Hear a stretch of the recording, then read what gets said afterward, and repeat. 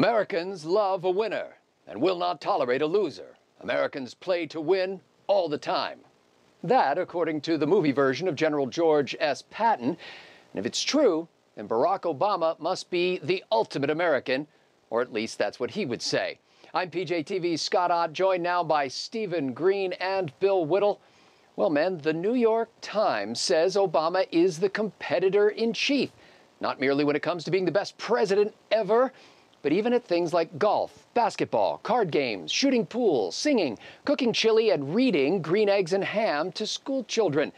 Classic example, at the start of his 2008 campaign, Obama reportedly told his political director, quote, "I think that I'm a better speechwriter than my speechwriters, and I know more about policies on any particular issue than my policy directors."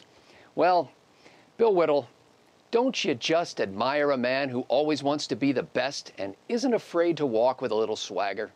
I admire some of those men. I don't admire this one. The problem with Barack Obama talking all this trash is that his game sucks. And everybody admits it. He's not a good golfer. He says he's got better game. He could play in the NBA. He thinks he could play in the NBA. He's got LeBron-level skills, but he doesn't. He thinks he's the greatest president who ever lived. He was in office for 6 weeks, and he said, "I like being president, and I'm pretty good at it." But you're not. You're not. You're a loser, and you're an incompetent, miserable failure. But what you are good at is this kind of skinny kid from the streets of Chicago trash-talking, trying to convince everybody that you got this game that you don't have, which is why, by the way, Mr. President, you were Mr. Present before you became Mr. President, and why now, finally, after 4 years in office, you no longer have a record that you can cover up. People actually paying attention now, like your honest-to-goodness stalwart Trifecta team, and it is nothing but a road of unbroken failures and smoldering buildings back to the horizon from which you came. So talk all the trash you want to and do all the push-ups on the sideline of football games, and I'm sure it's very impressive to you, but to the rest of us who know what real competitors look like, you look like the guy that always talks about coming in, we're going to kick their butts, until the other team just very quietly walks off the field and points to the scoreboard. And that's what we're going to be doing on the first Tuesday in November. We're going to be pointing to the scoreboard. Well, we're going to come back to Bill Whittle in a moment to see if we can get him to open up and express himself. But in the meantime, Stephen Green, the story in the New York Times says that Obama's competitive nature really does drive him to work harder, to over-prepare for meetings, and to even obsessively memorize difficult-to-pronounce names. So even if you think he's a bit over the top in this character trait, in the end, isn't it great that it spurs actual improvement? Oh, boy. You know, congratulations on the hard work, Mr. President. You got Pakistan right. Scott, we have 24 million Americans who can't find work or can't find enough work. We got something like almost a third of all mortgages are still underwater, even after Americans have been paying down for 4 years. I just saw the headline on Drudge before we taped. $5.4 trillion in new debt under this president. Obamacare, there's no way to pay for it. We've got Dodd-Frank that's choking off business expansion. The EPA is just bound and determined to make everything more expensive for everybody. We lost Egypt. We're doing nothing with Iran. We're backing away from Israel. So, yeah, you know what? I'd love to see some actual improvement. You wake me when that happens. Well, Bill, Mitt Romney, the Republican nominee, is another smart, competitive guy. I mean, after all, he was boss of the Olympics. What could be more competitive than that? What similarities and differences do you see in these two overachievers? Similarities that I see, Scott, I could probably sum up with this particular hand gesture. I see 0 similarities.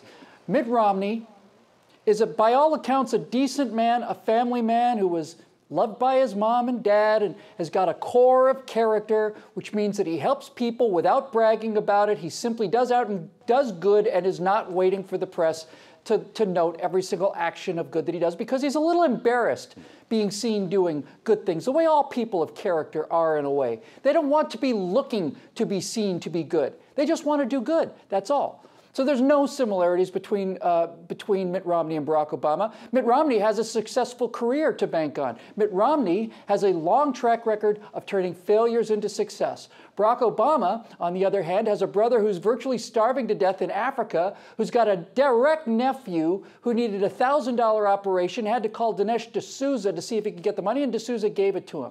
Barack Obama is a mean-spirited, tiny little guy who talks a lot of trash about having no record whatsoever. That's really the difference, isn't it? People that do, do. People that don't do, talk about doing. Well, Steve, how did such a great competitor as Barack Obama avoid becoming a leader, an executive, until his late 40s? Yeah, you know what, Scott? I'm not going to rant. I'm not going to joke around this time. I'll just say this one thing. In America, we want presidents who want America to win, not presidents who want themselves to win. And that's all I have to say about the empty chair. Well, I once got a new boss who told me on the day she started that she had a PhD, that she wrote her dissertation on power in the workplace, and had total verbatim recall of all conversations. She provided me with daily verbal reminders of her extraordinary ability in a broad range of skills. I saw her as the new boss. She saw me, and frankly everyone else, as competition.